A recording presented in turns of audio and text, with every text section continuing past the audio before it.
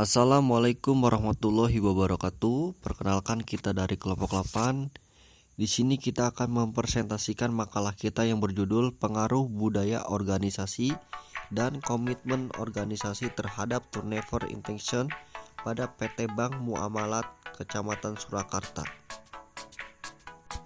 Oke, sebelum berlanjut terlebih dahulu di sini saya akan memperkenalkan kelompok saya. Itu yang pertama Saudari Salsabila Jahro, yang kedua dengan saya sendiri Samsul Fauji, yang ketiga Saudari Sela Cantika, yang keempat Talia Sari, yang kelima Winda Afrilia Handini.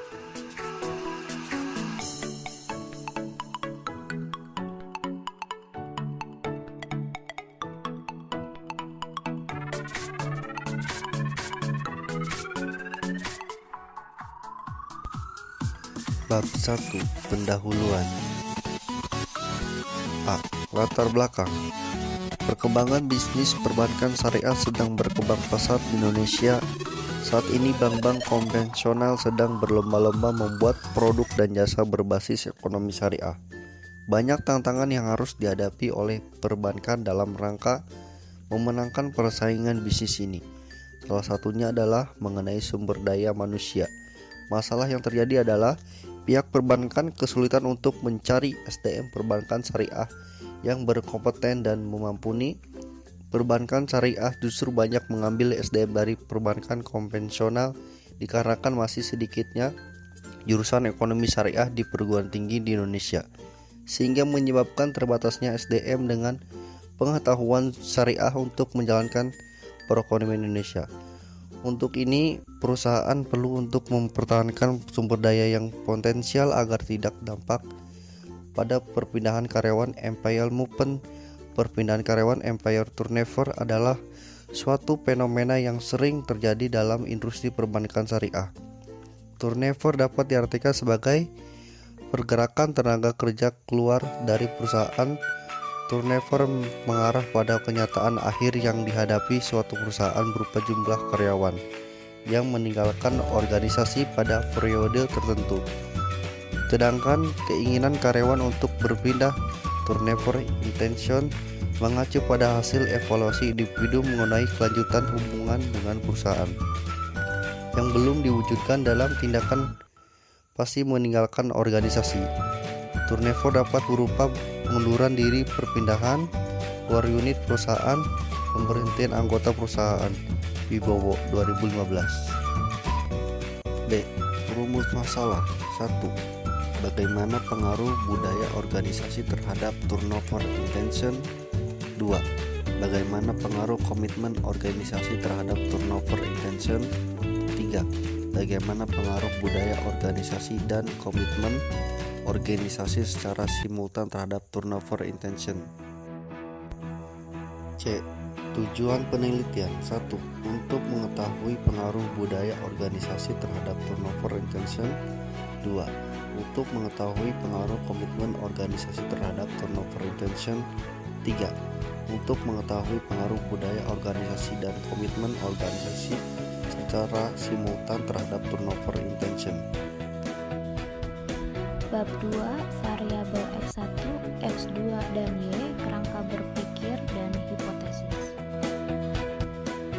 Landasan teori budaya organisasi, yang mana pengertian budaya organisasi dari Stoner mendefinisikan kalau misalkan budaya organisasi itu sebagai kumpulan asumsi, tingkah laku, cerita, mitos, metafora, atau berbagai ide lainnya yang menjadi satu kesatuan untuk menentukan makna menjadi anggota organisasi tersebut. Dan budaya organisasi juga sebagai sebuah sistem nilai, keyakinan, atau tradisi bersama dalam organisasi secara timbal balik yang akan berhubungan dengan struktur formal dan menghasilkan norma perilaku. Dan juga setiap organisasi itu memiliki kebudayaan yang bercermin dari perilaku yang berbeda dari para anggotanya. Para ahli Michel juga mengemukakan misalkan budaya organisasi merupakan perekat yang dapat menyatu suatu perusahaan agar dapat bersatu gitu. Budaya organisasi menggabungkan nilai-nilai organisasi, norma, perilaku, kebijakan, dan prosedur-prosedurnya. Nah, ada juga pula yang mendefinisikan bahwasanya budaya organisasi itu sistem makna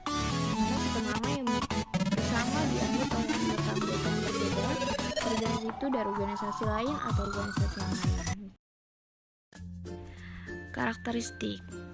Karakteristik menurut Robin itu ada 7 karakteristik utama yang secara keseluruhan merupakan hakikat budaya organisasi. Di antaranya ada 1, inovasi dan pengambilan resiko, yang kedua perhatian ke hal yang rinci, yang ketiga orientasi hasil, yang keempat orientasi orang, kelima orientasi tim, yang keenam keagresifan, dan yang ketujuh itu kemantapan.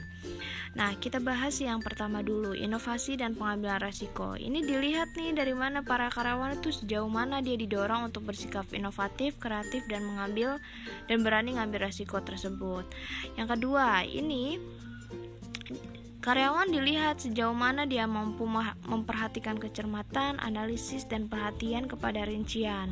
Yang ketiga, orientasi hasil.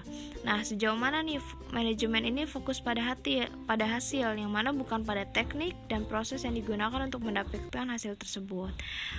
Yang keempat, ada orientasi orang. Nah, sejauh mana keputusan manajemen memperhatikan efek hasil pada orang-orang di dalam organisasi itu. Yang kelima, ini ada organisasi tim, yang mana kegiatan kerja itu dilihat sejauh mana diorganisasikan dalam tim-tim kerjanya, bukan individu-individu gitu. Yang keenam, keagresifan. Nah, orang-orangnya ini sejauh mana nih agresif dan kompetitif, bukan bersantai. Yang ketujuh, ada kemantapan, yang mana sejauh mana nih kemantapan atau kegiatan organisasi menekankan diperhatikannya sebuah status sebagai lawan dari pertumbuhan atau inovasi. Komitmen organisasi.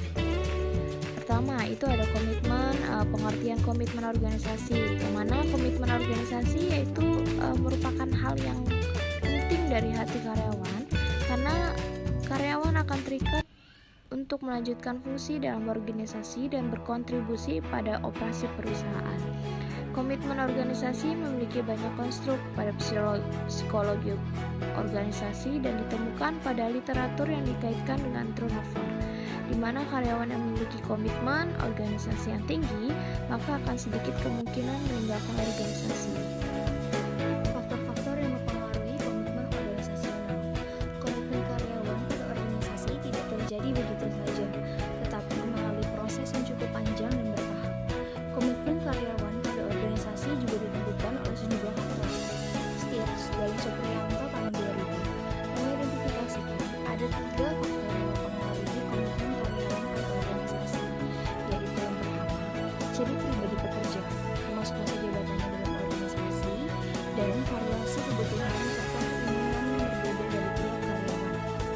Yang kedua, ciri pekerjaan, seperti identitas tugas dan kesempatan berinteraksi dengan rekan kerja. Yang ketiga, pengalaman kerja, seperti keterandalan dalam organisasi di masa lampau dan cara pekerja-pekerja lain mengutarakan serta membicarakan perasaannya mengenai organisasi. Turnover intention. Pengertian turnover intention. Handoko tahun 2001 menyatakan intensi turnover adalah kadar intensitas dari keinginan untuk keluar dari perusahaan. Banyak alasan yang menyebabkan timbulnya intensi turnover ini, dan diantaranya adalah keinginan untuk mendapatkan pekerjaan yang lebih baik. Lebih lanjut lagi, Handoko menyatakan perputaran atau turnover merupakan tantangan khusus bagi pengembangan sumber daya manusia. Karena kejadian-kejadian tersebut tidak dapat diperkirakan, kegiatan-kegiatan pengembangan harus mempersiapkan setiap saat mengganti karyawan yang keluar. Dampak negatif turnover intention. Dalam Magelang tahun 1986, terdapat beberapa dampak negatif yang akan terjadi pada organisasi sebagai akibat dari proses pergantian karyawan. Yang pertama, ada biaya. Perusahaan akan berusaha menggunakan biaya yang dikeluarkan, termasuk biaya yang dikeluarkan dalam proses pergantian karyawan. Yang kedua, prestasi. Perusahaan akan mengalami kerugian apabila karyawan yang pergi atau keluar dari perusahaan merupakan karyawan yang memiliki keterampilan yang unik atau menduduki jabatan yang sangat penting bagi perusahaan. Yang ketiga, pola komunikasi dan sosial. Jika karyawan yang pergi merupakan karyawan yang berharga atau merupakan pusat dari suatu jaringan komunikasi atau merupakan kelompok kerja yang terpadu, maka pergantian mereka dapat menimbulkan efek negatif bagi karyawan yang tinggal di perusahaan, yaitu memberi beban kerja tambahan yang dapat menurunkan prestasi. Yang keempat, merosotnya semangat kerja. Menurunnya semangat kerja akan berdampak pada karyawan yang sebelum itu tidak berkeinginan mencari pekerjaan lain, maka akan mulai mencarinya. Yang kelima, strategi-strategi pengendalian yang kaku. Pergantian karyawan merupakan perilaku yang dapat dilihat, tetapi karena informasi yang cukup tentang sebab akibatnya seringkali tidak diperoleh, maka manajemen kerap kali menghadapinya dengan tanggapan yang kurang tepat, kurang efektif dan kurang produktif. Contohnya seperti kenaikan gaji yang pukul rata, pelatihan-pelatihan kilat soal hubungan manusia, sasaran pergantian karyawan sebesar X% yang berlaku bagi seluruh organisasi. Yang terakhir, biaya-biaya peluang strategi. Pergantian karyawan dapat menimbulkan efek negatif bagi organisasi, misalnya dengan membuat organisasi ini menunda atau membatalkan usaha-usaha yang mempunyai keuntungan cukup besar. Kerangka berpikir dari budaya organisasi atau X1. Yang pertama ada inovasi dan keberanian mengambil risiko. Yang kedua, perhatian pada hal-hal rinci. 3. Orientasi hasil. 4. Orientasi tim. 5. Keagresifan. 6. Stabilitas. Dari Rubin and Judge dalam Diana Angelica 2008. X2-nya ada komitmen organisasi. Yang pertama, kemauan karyawan. 2. Kesetiaan karyawan. Dan 3. Kebanggaan karyawan. Dari Lincoln dan Basau dalam Sophia 2008. Y-nya ada turnover intention. Yang pertama ada upah atau gaji. Kedua, lingkungan kerja. Ketiga, beban kerja. 4. Promosi jabatan. 5. Jam kerja yang tidak fleksibel. 6. Pendidikan. 7. Umur. Dan 8. Status perkawinan. Dari Relay 2011. Selanjutnya ada hipotesis. Hipotesis adalah pernyataan sementara atau dugaan yang paling mencari kebenaran. Menurut Hadi 2003. Sedangkan menurut Sugiono 2004, hipotesis adalah jawaban sementara terhadap rumusan penelitian di mana rumusan masalah penelitian telah dinyatakan dalam bentuk kalimat pernyataan. Berdasarkan kajian teori dan kerangka berpikir, maka hipotesis dalam penelitian ini adalah H1. Budaya organisasi berpengaruh negatif signifikan terhadap turnover intention pada Bank Muamalat Kantor Cabang Surakarta. H2. Komitmen organisasi berpengaruh negatif signifikan terhadap turnover intention pada Bank Muamalat Kantor Cabang Surakarta.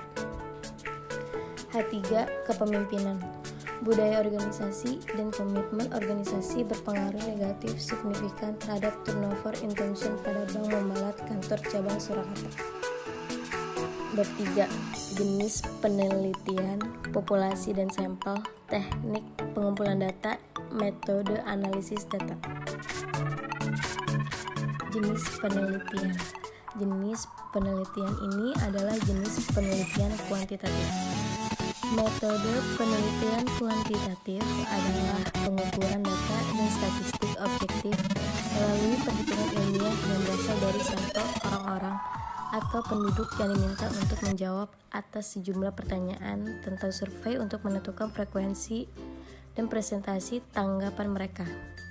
Pengambilan sampel dilakukan dengan sampel jenuh, teknik pengumpulan dengan triangulasi atau gabungan. Analisis data bersifat induktif atau kualitatif, dan hasil penelitian kualitatif lebih menekankan makna daripada generalisasi. Sugiono 2013. A. Populasi. Menurut Sugiono 2013 halaman 115 sampai 116, populasi adalah wilayah generalisasi yang terdiri atas objek atau subjek yang mempunyai kualitas dan karakteristik tertentu yang ditetapkan oleh peneliti untuk dipelajari dan kemudian ditarik kesimpulannya. Jadi, populasi bukan hanya orang, tetapi juga objek dan benda-benda alam lain. Populasi dalam penelitian ini merupakan karyawan dari Bank Muamalat Kantor Cabang Surakarta yang berjumlah 35 orang. B. Sampel. Menurut Sugiono, 2008 halaman 56, sampel adalah sebagian dari jumlah dan karakteristik yang dimiliki oleh populasi. Bila populasi besar dan peneliti tidak mungkin mempelajari semua yang ada pada populasi, maka penulis dapat menggunakan sampel yang diambil dari populasi itu. Apa yang dipelajari dari sampel itu, kesimpulannya akan diberlakukan untuk populasi. Untuk itu, sampel yang diambil dari populasi harus betul-betul representatif. Pengambilan sampel dari populasi ini adalah sampel jenuh. Sampel jenuh adalah teknik penentuan sampel bila semua anggota populasi digunakan sebagai sampel. Teknik pengumpulan data.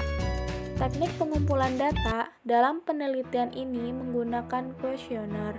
Menurut Sugiono, tahun 2009, halaman 199, kuesioner merupakan teknik pengumpulan data yang dilakukan dengan cara memberikan seperangkat pernyataan atau pertanyaan tertulis kepada responden untuk dijawabnya.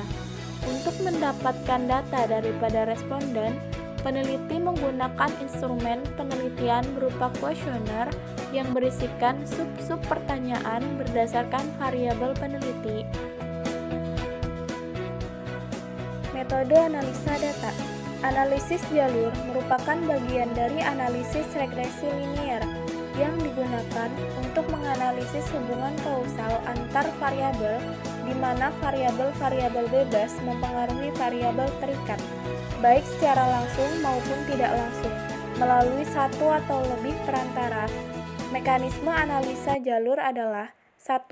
Konsep uji yang digunakan di dalam penelitian ini adalah A. Konsep uji digunakan untuk mengetahui variabel independen, yaitu budaya organisasi X1 dan komitmen organisasi X2, berpengaruh terhadap variabel intervening, yaitu turnover intention, Y. B. Konsep uji digunakan untuk mengetahui variabel independen, yaitu budaya organisasi X1, komitmen organisasi X2, berpengaruh terhadap variabel dependent, yaitu turnover intention, Y. Data yang diolah akan dilakukan training teori jika terjadi pengaruh yang tidak signifikan pada masing-masing variabel.